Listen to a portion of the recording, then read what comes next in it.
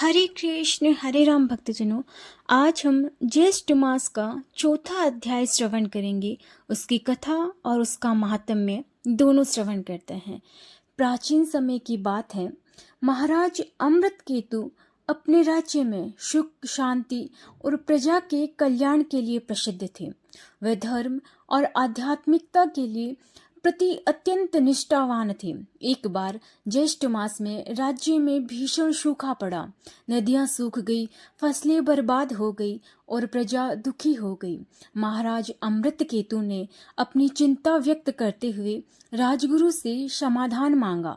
राजगुरु ने कहा, महाराज, ये समस्या पंचांगनी साधन के अभाव के कारण उत्पन्न हुई है। यदि पंचांग के 5 अंगों तिथि, वार, नक्षत्र, योग और करण के अनुसार साधना की जाए तो सभी कष्ट समाप्त हो सकते हैं।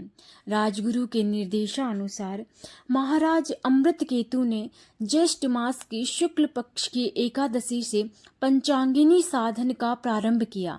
उन्होंने अपने राज्य में घोषणा करवाई कि सभी लोग इस साधना में भाग लें। तिथि साधना। महाराज ने प्रत्येक तिथि के देवता की पूजा की। उन्होंने एकादशी के दिन भगवान विष्णु का स्मरण कर व्रत रखा और कथा श्रवण किया। वार साधना। प्रत्येक वार के अनुसार ग्रह देवताओं की आराधना की गई। जैसे सोमवार को चंद्रदेव को शीतल जल अर्पित किया गया और बुधवार को बुध देव के लिए हरित अन्न का दान किया गया। नक्षत्र साधना। ज्येष्ठ मास में उपस्थित अनुराधा और ज्येष्ठा नक्षत्रों की पूजा की गई। विशेष रूप से महाराज ने ज्येष्ठा नक्षत्र की अधिपति इंद्रदेव को प्रसन्न करने के लिए यज्ञ का आयोजन किया। योग साधना। शुभ योगों में द्वीप प्रज्वलित कर मंत्र जाप किया गया। सिद्ध योग में महामृत्युंजय मंत्र और अमृत योग में गायत्री मंत्र का जप किया गया। करण साधना। करण के अनुसार दान पुण्य और धर्म कर्म किए गए। प्रजा को भोजन, वस्त्र और जल का दान दिया गया। पंचांगिनी साधन के प्रभाव से जैसे ही राजा और उनकी प्रजा ने श्रद्धा और विधि विधान से पंचांगिनी साधना पूरी की, राज्य में अचानक वर्षा होने लगी।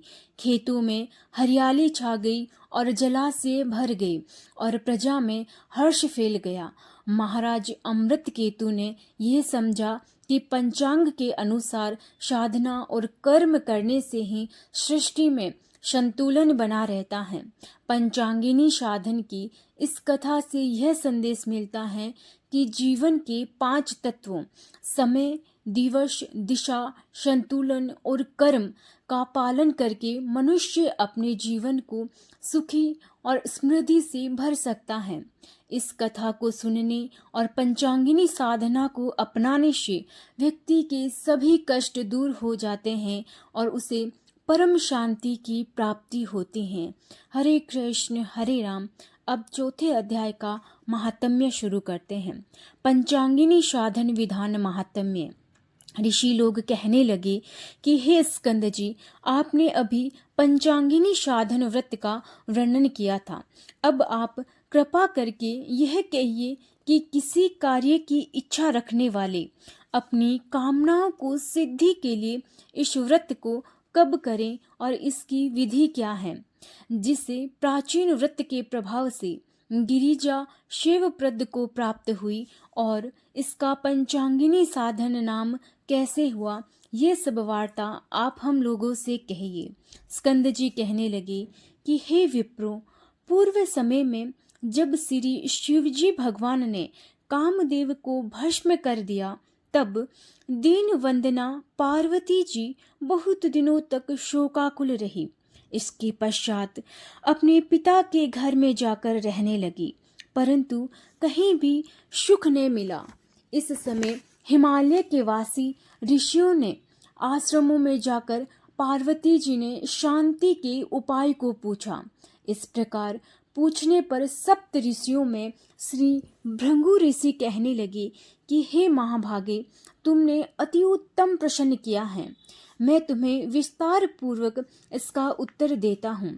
ज्येष्ठ मास की तृतीया के दिन प्रातः काल मनुष्य शुद्ध जल से स्नान करे और नित्य कर्म करके शुक्ल वस्त्र धारण कर अपने घर को आए और पुण्याह वचन के पश्चात ब्राह्मणों का पूजन कर समिधाओं से प्रदीप्त 4 अग्नियों को करके यथाशक्ति उनका पूजन करे और उन अग्नियों के मध्य भाग में बैठकर सूर्य नारायण की तरफ ही अपनी दृष्टि को जब तक सूर्य नारायण अस्त न हो उनकी तरफ ही अपनी दृष्टि को रखें और इंद्रियों को वश में रखकर स्थित रहें। इस प्रकार निराहार और जितेंद्रिय रहकर इस मास का व्रत करें।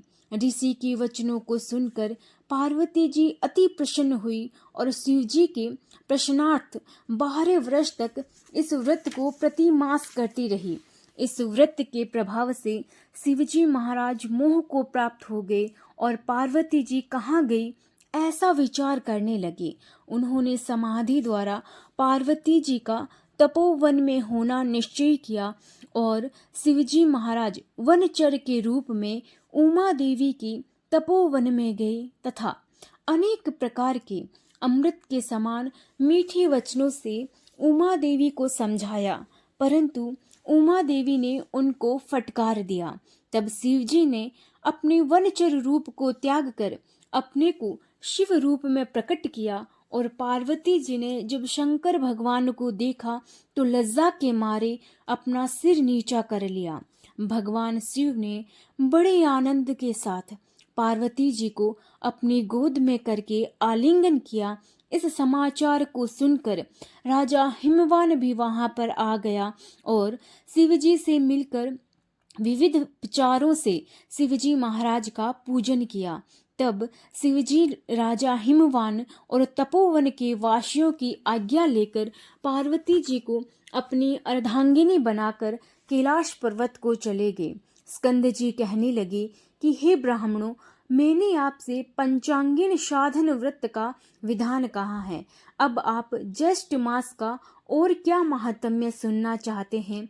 ये व्रत सब कामनाओं को पूर्ण करने वाला अनेक मनुष्यों द्वारा पहले किया गया है तथा ये व्रत धर्म, अर्थ, काम और मोक्ष के लिए श्रेष्ठ माना जाता है।